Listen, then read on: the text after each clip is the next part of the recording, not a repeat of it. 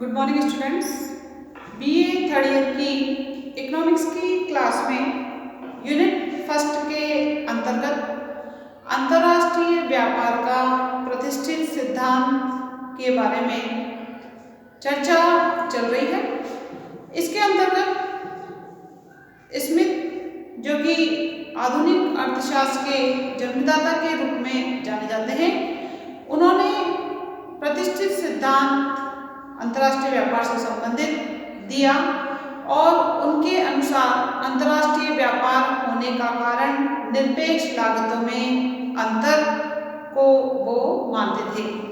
इसके बाद इस सिद्धांत को क्रमबद्ध रूप से या व्यवस्थित रूप से सिस्टमेटिक रूप से प्रस्तुत करने का श्रेय डेविड रिकार्डो को जाता है, जो कि प्रतिष्ठित सिद्धांत के संदर्भ में अंतर्राष्ट्रीय व्यापार के होने का आधार तुलनात्मक लागतों का होना पाया जाता है कि एक देश उसी वस्तु का उत्पादन करे जिसकी लागत उसे यहाँ पर कम आ रही है और वो उस वस्तु को उत्पादित करके निर्यात करे और साथ में उस वस्तु को मंगाए जिसमें उसकी लागत अपेक्षाकृत ज़्यादा आती है। इस प्रकार सम विभाजन और विशिष्टीकरण के द्वारा जो है प्रतिष्ठित सिद्धांत है, उस सिद्धांत की चर्चा चल रही है। इसके अंतर्गत रिकार्डो का जो तुलनात्मक लागत सिद्धांत है, जो कि काफ़ी महत्वपूर्ण सिद्धांत माना जाता है, उसके बारे में विस्तृत रूप से चर्चा कर चुके और साथ में इस सिद्धांत में कुछ कमियां रह गई थी, कुछ आलोचनाएं या कुछ सीमाएं थी इसके बारे में विस्तृत रूप से चर्चा चल रही है। इसके अंतर्गत रिकार्डो के तुलनात्मक लागत सिद्धांत की कुछ कमियां के बारे में अपन ने पढ़ा, जिसके अंतर्गत आपको ये बताया गया कि यह सिर्फ मूल्य के श्रम सिद्धांत पर आधारित है। इसलिए इस सिद्धांत में कमी मानी जाती है कि इस सिद्धांत में सिर्फ उत्पादन के साधन सिर्फ श्रम ही नहीं होता और भी बहुत सारे होते हैं। इसके अलावा इन्होंने श्रम की समस्त इकाइयों को समरूप मान लिया था, इसके कारण भी इसमें आलोचना की गई। परिवहन व्यय की उपेक्षा की गई थी, ये भी इसकी कमियों के अंतर्गत शामिल किया गया था।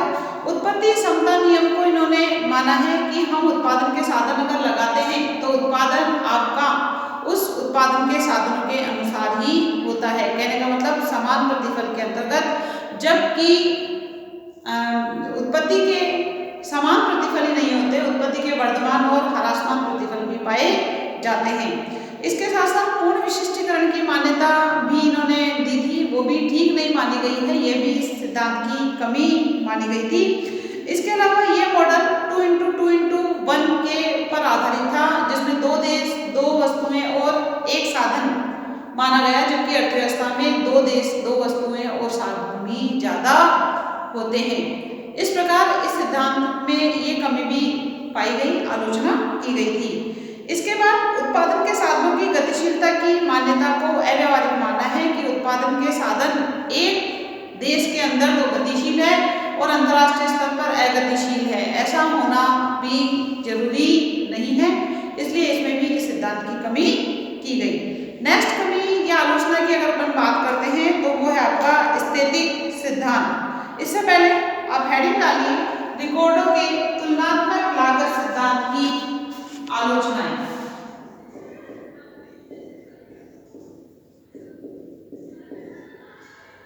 रिकार्डो के तुलनात्मक लागत सिद्धांत, रिकार्डो के तुलनात्मक लागत सिद्धांत की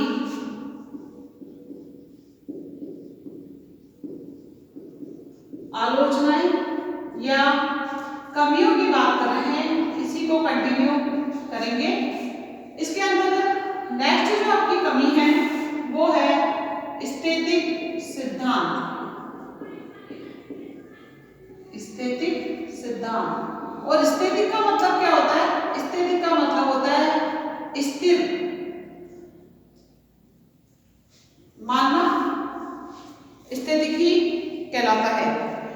तो तुलनात्मक लागत सिद्धांत उपभोक्ता की रुचि को, उपभोक्ता की पसंद को, उपभोक्ता के अधिमान को बात देती है और उत्पादन की साधनों की मात्रा को स्थिर मानकर चलता है। कहने का मतलब है उपभोक्ता की पसंद स्थिर रहती है, उपभोक्ता की रुचि स्थिर रहती है, उत्पादन के साधन जो है स्थिर रहते हैं। परंतु अगर वास्तविक जगत की अगर अपन बात करते हैं, व्यावहारिक जगत की अगर अपन बात करते हैं, तो उपभोक्ता की पसंद स्थिर नहीं रहती है। उपभोक्ता की पसंद जो है परिवर्तित होती रहती है। साथ में जो है क्या कहते हैं इसको, जिसमें इन्होंने उत्पादन की साधनों की मात्रा को भी स्थिर माना है। उत्पादन के साधन भी स्थिर नहीं रहते हैं, उत्पादन के साधनों को भी बदला जा सकता है या परिवर्तित किया जा सकता है मांग के अनुसार। और साथ में आज का जो युग है वो प्रायोगिक युग के अंतर्गत आता है, यानी प्रायोगिक अर्थव्यवस्था में प्रायोगिक विश्लेषण को माना गया है या प्रायोगिक विश्लेषण के अंतर्गत अर्थव्यवस्था का अध्ययन किया जाता है। तो इसके अंतर्गत टेक्नोलॉजी की अगर अपन बात करते हैं तो तकनीकी हो गई, इसके साथ साथ उत्पादन के साधनों के गुण हो गए, उपभोक्ता की रुचि हो गई, आदि में निरंतर परिवर्तन हो रहा है। यानी इन चीजों को आप स्थिर नहीं मान सकते हैं। वहाँ स्थैतिक साम्य विश्लेषण के द्वारा अगर इस सिद्धांत से निष्कर्ष निकाले जाते हैं तो वो निष्कर्ष जो होते हैं वो निष्कर्ष कैसे होते हैं, अर्थहीन होते हैं। अर्थहीन का मतलब होता है जिसका कोई अर्थ नहीं निकाला जा सकता है। क्यों? क्योंकि ये सारी चीजें का परिवर्तन होना संभव है, ये चीजें परिवर्तित होती है, इन चीजों को आप स्थिर मानकर नहीं चल सकते। इसलिए इस सिद्धांत में एक स्थैतिक सिद्धांत की बात की अगर हम बात करें तो वो भी इस सिद्धांत में कमी के रूप में नजर आती है।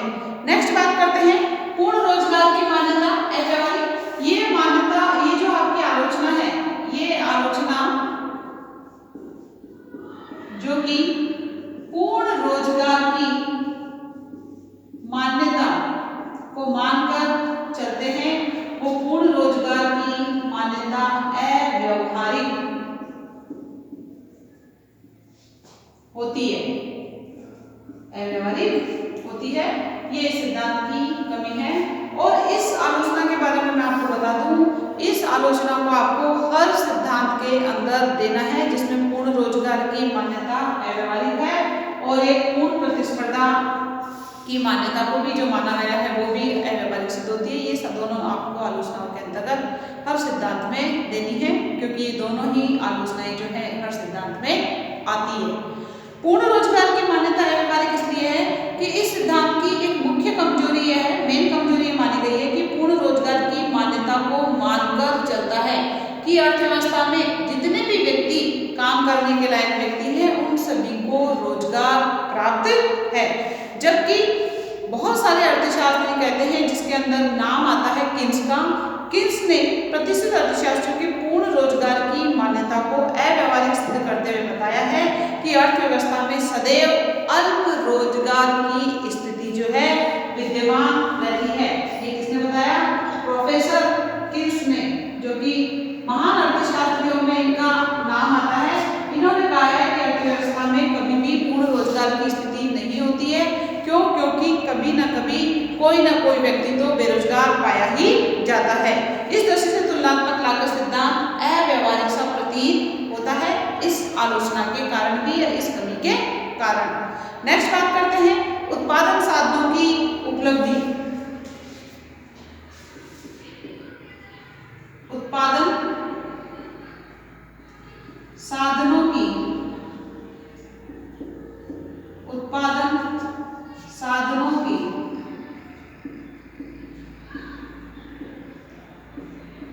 उपलब्धि, ये भी तुलनात्मक लागत सिद्धांत की कमियों के अंतर्गत आलोचनाओं में आती है। प्रतिष्ठित सिद्धांत की यह मान्यता है कि वस्तु का समस्त उत्पादन देश में ही होता है। जिस भी वस्तु का विशिष्टीकरण के द्वारा हम उत्पादन कर रहे हैं वो सारा का सारा उत्पादन देश में ही होता है, जो कि ये मान्यता ठीक नहीं मानी जाती है। इसको मैं आपको उदाहरण देके बताऊंगी, इससे आपको स्पष्ट हो जाएगा कि उत्पादन साधनों की उपलब्धि जो है, सभी साधन अर्थव्यवस्था के अंदर नहीं पाए जाते हैं। कुछ साधन के अभाव के कारण हमें दूसरे देश से उस साधन को मंगाना पड़ता है। इस प्रकार दूसरे शब्दों में ये सिद्धांत ये मानकर चलता है कि इस उत्पादन के साधन या समस्त साधन उसी देश में उपलब्ध हैं तथा उत्पादन प्रक्रिया विभिन्न देशों में विभक्त नहीं है। कहने का मतलब सारी की सारी जो उत्पादन प्रोसेसिंग है, जो कि उत्पादन के साधन है, वो सारे देश में उपलब्ध हैं। हमें किसी देश से और कोई वस्तु या और कोई साधन मंगाने की आवश्यकता नहीं है। अब आपको पता होना चाहिए कि उत्पादन के साधन के अंतर्गत भूमि, श्रम, पूंजी, टेक्नोलॉजी की बात करते हैं। ये सारी चीजें उत्पादन के साधनों के अंतर्गत आती है। तो हो सकता है कि 2 या 3 चीज तो हमारे यहाँ पर प्रचुर मात्रा में हो, लेकिन एक वस्तु या एक साधन का हमें आयात करके उत्पादन करना पड़े। तो ऐसा संभव नहीं हो पाता है कि सारे के सारे साधन जो है हमारे यहाँ पर उपलब्ध होंगे। वास्तविकता ये है कि उत्पादन प्रक्रिया विभिन्न देशों में विभक्त होती है। विभिन्न देशों में विभक्त होती है। उत्पादन के साधन जहाँ पर आपको सस्ते मिलेंगे वहीं से तो मंगाओगे। अगर कोई साधन आपके यहाँ पर महंगा पड़ रहा है और उस साधन को आप जो है नहीं यूज कर सकते क्योंकि यहाँ पर उसकी लागत महंगी आएगी, और लागत महंगी आएगी तो वस्तु की कीमत में शामिल होकर वस्तु महंगी हो जाएगी। फिर आप विशिष्टीकरण की नीति नहीं अपना सकते, और विशिष्टीकरण के अंतर्गत वस्तु की लागत का न्यूनतम होना आवश्यक होता है, तभी आप ज्यादा मात्रा में जो है लाभ कमा सकते हो। तो ये जो है उत्पादन के साधन विभिन्न देशों में विभक्त होते हैं।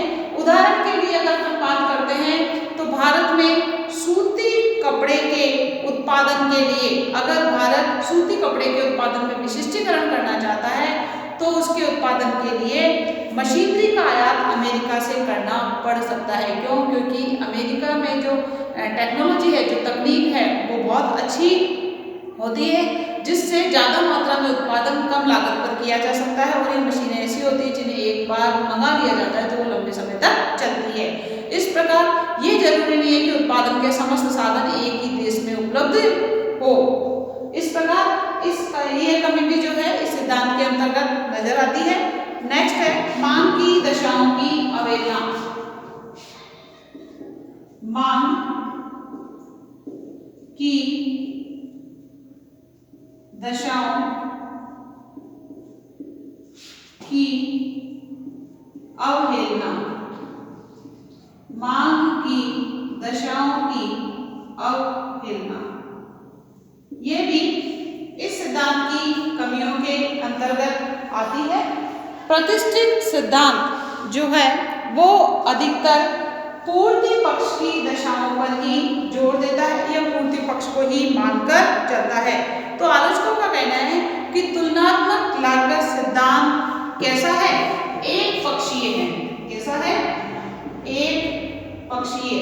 और एक पक्ष का मतलब होता है जहां पर एक ही पक्ष को माना गया है, जहां पर एक ही पक्ष पर जोर दिया गया है। और इस सिद्धांत में जो जोर दिया गया है वो जोर दिया गया है आपके पूर्ति पक्ष पर, उत्पादन की मात्रा को उत्पादित करने पर, क्योंकि ये केवल पूर्ति पक्ष पर विचार करता है तथा मांग पक्ष का पर कोई ध्यान नहीं देता है। जबकि सिद्धांत में मांग और पूर्ति इन दोनों को ही या इन दोनों पर ही आधारित होता है। इसलिए इस सिद्धांत के अंतर्गत मांग पक्ष की अवहेलना की गई है, और मांग पक्ष की अवहेलना की गई है तो यह भी इस सिद्धांत के अंतर्गत एक कमी नजर आती है। नेक्स्ट बात करते हैं कमी के अंतर्गत जानबूझकर किसी वस्तु विशेष का उत्पादन।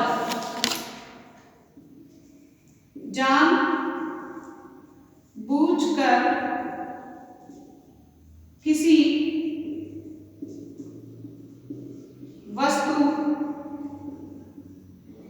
विशेष का, जानबूझकर किसी वस्तु विशेष का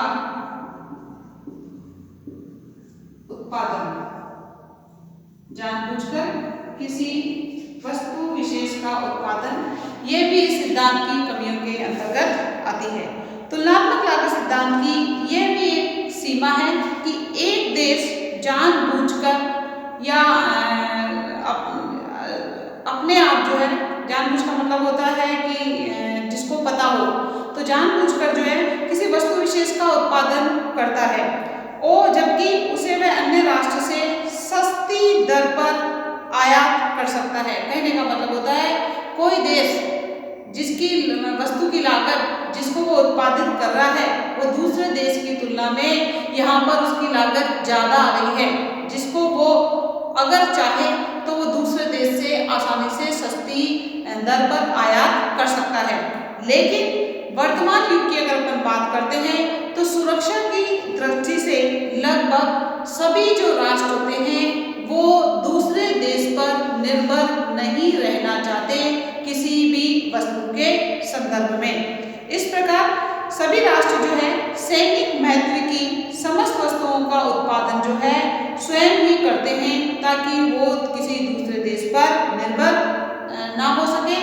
क्योंकि कई बार क्या होता है दूसरे देशों के साथ जब हमारे संबंध अच्छे होते हैं तो हम वहाँ से मंगा लेते हैं, लेकिन अगर मान लो कभी संबंध खराब हो जाते हैं, कई बार जो है बहुत सारी चीज़ें सामने आ जाती है जिससे वो देश हो सकता है हमें जो कि बहुत ही हमारे लिए अति आवश्यक वस्तु है सामरिक दृष्टि से अगर अपन बात करते हैं सुरक्षा की दृष्टि से, तो अगर वो बहुत ही आवश्यक वस्तु है और वो देश ना दे या नहीं देना चाहे तो हम उसके अभाव में जो है असुरक्षित महसूस कर सकते हैं। इस प्रकार सामरिक दृष्टि से जो है हमें उन वस्तुओं का उत्पादन खुद ही करना चाहिए, क्योंकि सबसे पहले आत्मनिर्भरता से भी पहले वाली जो बात आती है वो आती है, लाभ से पहले भी अगर कोई बात आती है तो वो आती है सुरक्षा की दृष्टि की कि हम दूसरे देशों से कितने सुरक्षित हैं। इस प्रकार जानबूझकर हमें ऐसी वस्तुओं का भी उत्पादन करना पड़ता है जिसकी लागत हमारे यहाँ पर ज़्यादा आती है सुरक्षा की दृष्टि से, सैनिक महत्व की दृष्टि से। लागत ज़्यादा आने पर भी उन वस्तुओं का उत्पादन हमारे देश के अंदर ही किया जाना चाहिए, क्योंकि हमें सामरिक दृष्टि से जो है उन वस्तुओं में आत्मनिर्भर होना बहुत ही आवश्यक है, चाहे उसकी लागत कितनी भी आ जाए। एक नेक्स्ट है स्वतंत्र व्यापार की बाधाएं।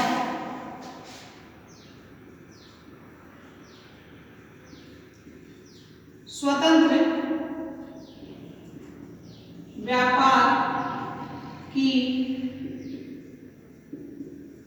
बाधाएं, यह भी आपके तुलनात्मक लागत सिद्धांत के अंतर्गत कमी के रूप में सामने आता है। तुलनात्मक लागत सिद्धांत केवल उन्हीं परिस्थितियों में लागू होता है जब अंतर्राष्ट्रीय स्वतंत्र व्यापार रूप से हो रहा हो। कहने का मतलब जब किसी प्रकार की कोई बाधा ना आए तभी ये सिद्धांत लागू होता है। उसके मार्ग में अगर कोई रुकावट आ जाती है, कोई बाधा उत्पन्न हो जाती है, कोई कृत्रिम बाधा उत्पन्न कर देते हैं तो ये सिद्धांत लागू नहीं होता है। लेकिन बात करते हैं अपन वास्तविकता, अगर किसी देश की अगर अपन बात करें तो वो अपने उद्योगों को संरक्षण प्रदान करने के लिए कई प्रकार की अंतर्राष्ट्रीय व्यापार में जो है बाधा उत्पन्न करता है। दूसरे देश से आने वाले माल के आयात को या दूसरे देशों से आने वाले माल का जो निर्यात माल हो रहा है उसको कम करने के लिए वो आयात प्रशुल्क के द्वारा, कोटा प्रणाली के द्वारा, लाइसेंस नीति के द्वारा, सीमा शुल्क के द्वारा दूसरी वस्तु को हमारे देश के अंदर महंगी करने की कोशिश करता है। इस प्रकार तब ये सिद्धांत जो है लागू होने में थोड़ी सी बाधा उत्पन्न होती है। अगर स्वतंत्र व्यापार में कोई भी रुकावट ना हो तभी ये सिद्धांत लागू होता है और प्रत्येक देश जो है आयात को कम करना चाहता है, निर्यात को बढ़ाना चाहता है और आयात को कम करने के लिए वो कई प्रकार की रुकावटें भी उत्पन्न कर सकता है। तो उस स्थिति में वहां पर जो है ये लागू होने में थोड़ी सी दिक्कत आ जाती है। नेक्स्ट आपका सिद्धांत अर्थविकसित देशों में लागू नहीं होता। यह सिद्धांत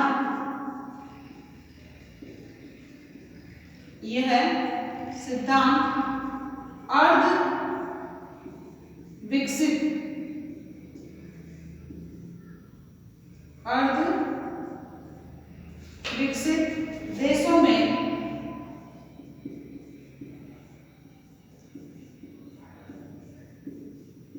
लागू नहीं होता। यह सिद्धांत अर्धविकसित देशों में लागू नहीं होता। रिकॉर्डों का तुलनात्मक लागत सिद्धांत जो है, इस सिद्धांत की यह भी कमजोरी है कि ये पिछड़े हुए एवं अर्थविकसित देशों में जो है लागू नहीं होता है। यदि एक विकसित तथा पिछड़े देश में अगर व्यापार हो रहा हो तो पिछड़े देशों को लाभ नहीं बल्कि हानि होगी। और कोई भी देश चाहे वो पिछड़ा हुआ देश हो, चाहे वो कम विकसित देश हो, चाहे वो अल्प विकसित देश हो, अगर उसको व्यापार में हानि हो रही है तो वो इस व्यापार में जो है रुचि नहीं लेगा, इंटरेस्ट नहीं लेता है। इस प्रकार ये रिकॉर्डों का तुलनात्मक लागत सिद्धांत अर्थविकसित देशों में लागू नहीं होता है। नेक्स्ट आलोचना और है इसकी, आप इसका जो है स्क्रीनशॉट ले लीजिए। इसके बाद नेक्स्ट आलोचना की बात करते हैं।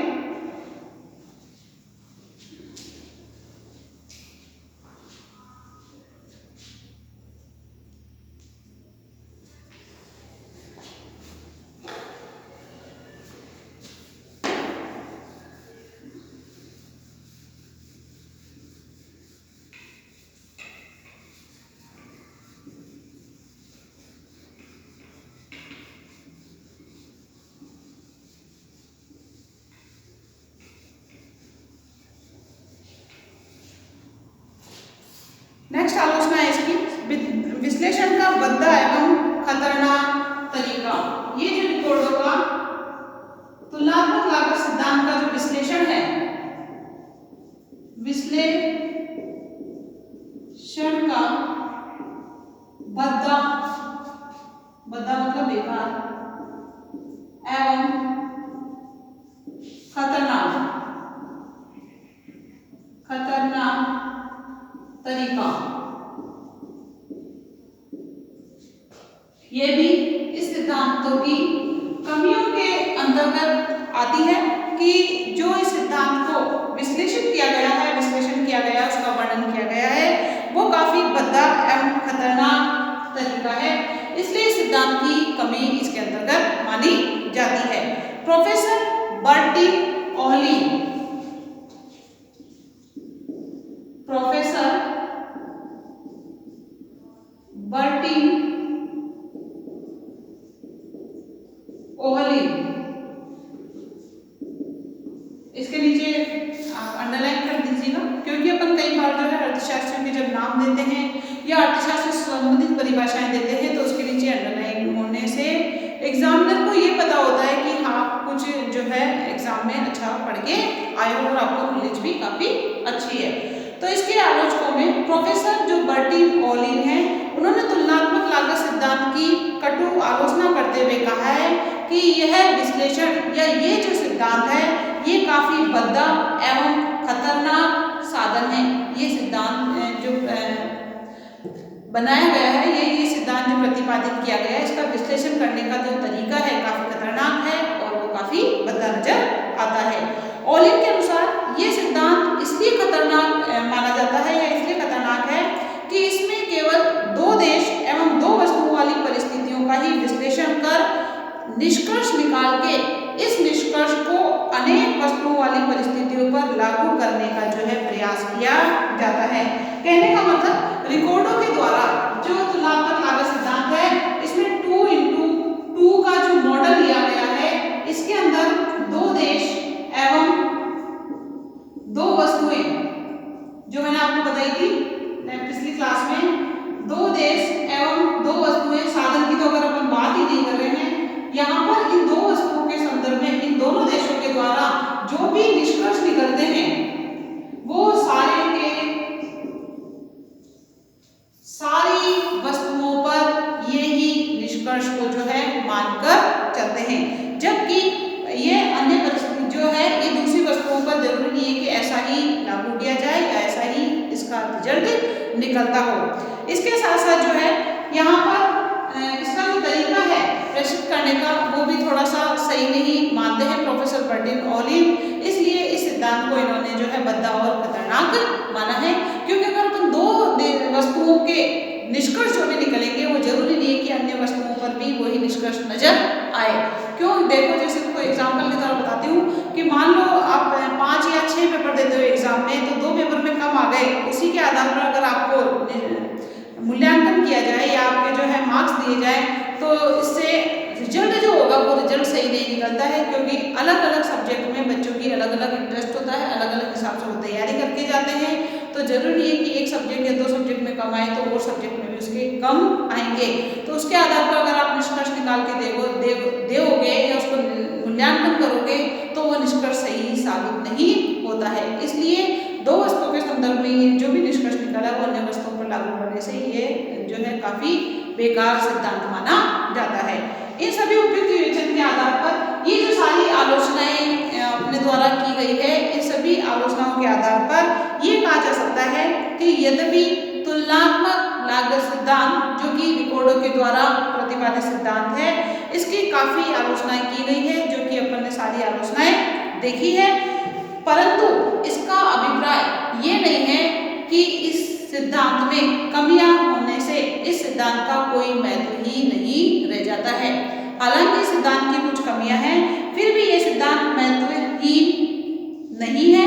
अंतर्राष्ट्रीय व्यापार की प्रकृति को स्पष्ट करते हुए इस सिद्धांत ने महत्वपूर्ण योगदान दिया है। इसको काफी प्रतिष्ठित सिद्धांतों में इस सिद्धांत को काफी महत्वपूर्ण सिद्धांत माना जाता है।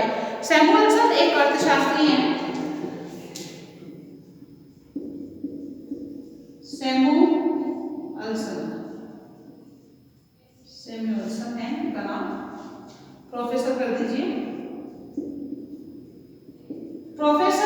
सैमुअल्सन ने इस सिद्धांत की महत्वता को बताते हुए एक कथन कहा है इन्होंने कि अगर जो है इस सिद्धांत को भी लड़कियों की भांति, जैसे इस सिद्धांत को दिया गया है वैसे ही सिद्धांत को लड़कियों की भांति सौंदर्य प्रतियोगिता जीत सके तो निश्चित ही तुलनात्मक सिद्धांत को उच्च स्थान प्राप्त होगा। कहने का मतलब जिस प्रकार से कंपटीशन होता है, ब्यूटी कंपटीशन होता है जहाँ पर लड़कियों को खड़ा किया जाता है, अगर इस सिद्धांत को भी बहुत सारे सिद्धांतों के अंतर्गत शामिल किया जाए और सिद्धांत को भी वहाँ पर खड़ा किया जाए तो ये भी सिद्धांत जो है उच्च स्थान प्राप्त करके आएगा। इसका जो गठन है वो अत्यंत तर्कसंगत एवं सुंदर है। ये बात कही है प्रोफेसर सैमुअल्सन ने। तो आप ये जो कोटेशन इनके द्वारा दिया गया है इसको भी आप लिख सकते हो कि जिस प्रकार से ये सिद्धांत भी लड़कियों की सौंदर्य प्रतियोगिता के समान अगर इस सिद्धांत को भी खड़ा किया जाए तो ये भी उच्च स्थान लेके आएगा, क्योंकि इस सिद्धांत को जो है काफी तर्कसंगत ढंग से और जो है अत्यंत इसका जो गठन किया गया है वो काफी अच्छा किया गया है। इस प्रकार इस सिद्धांत की जो है सारांश के रूप में आलोचनाएं होने के बाद इसका महत्व अपन इस प्रकार आप दे सकते हो। इस सारे सिद्धांत को होने के बाद आपका जो रिकॉर्ड होगा तुलनात्मक लागत सिद्धांत है, जिसका आप आलोचनात्मक मूल्यांकन आलोचनाएं करने के बाद नीचे सारांश के रूप में इसकी थोड़ी विशेषताएं बताते हुए इस सिद्धांत का महत्व बताते हुए इसको आप खत्म कर सकते हो और ये आपका रिकॉर्ड होगा तुलनात्मक लागत सिद्धांत खत्म होता है। इसके बाद आपका जो इसी टॉपिक के अंतर्गत सिद्धांत है वो है जो कि J.S.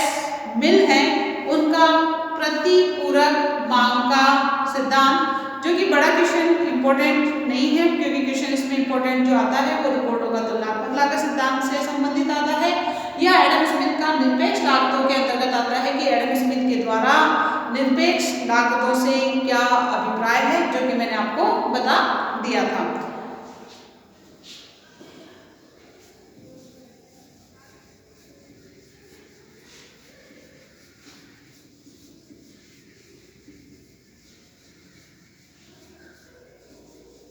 बस आप एक ये चीज ध्यान रखिए, J.S.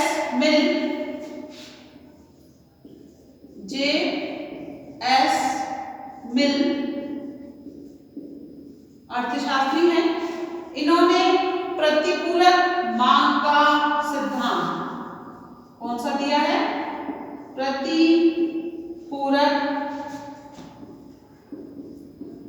मांग का सिद्धांत, यह भी प्रतिष्ठित सिद्धांतों के अंतर्गत आता है। ये J.S. मिल के द्वारा दिया गया है।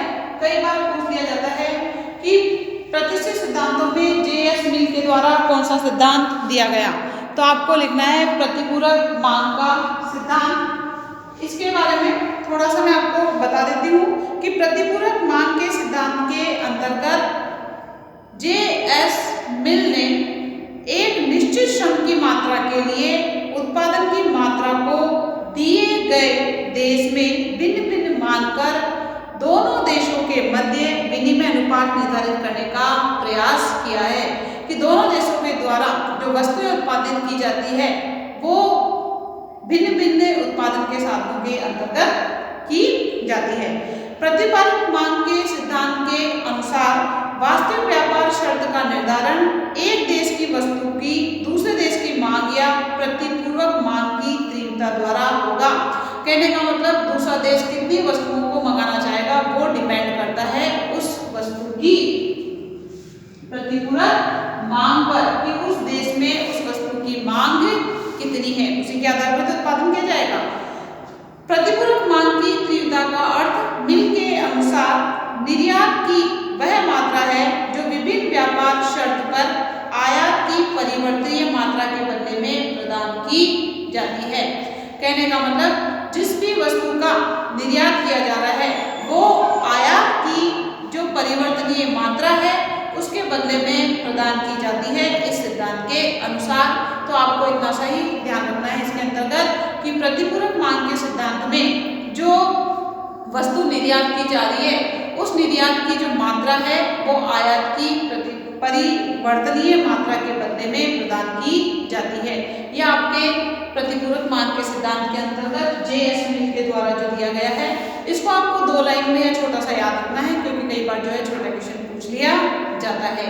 इसके अंदर क्या लिखना है, प्रतिपूरक मान के सिद्धांत के अनुसार निर्यात की वह मात्रा है जो विभिन्न व्यापार शर्त पर, क्योंकि जो व्यापार किया जाता है उसमें बहुत सारी शर्तों के अकॉर्डिंग होता है, तो व्यापार शर्त पर आयात की परिवर्तनीय मात्रा के बदले में प्रदान की जाती है।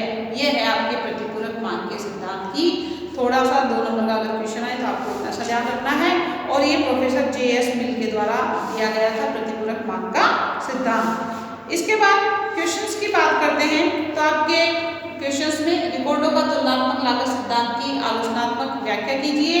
इस क्वेश्चन को आपको तैयार करना है और साथ में जो एडम स्मिथ है इसके निरपेक्ष लागतों से क्या अभिप्राय है, ये आपका छोटा क्वेश्चन बनता है।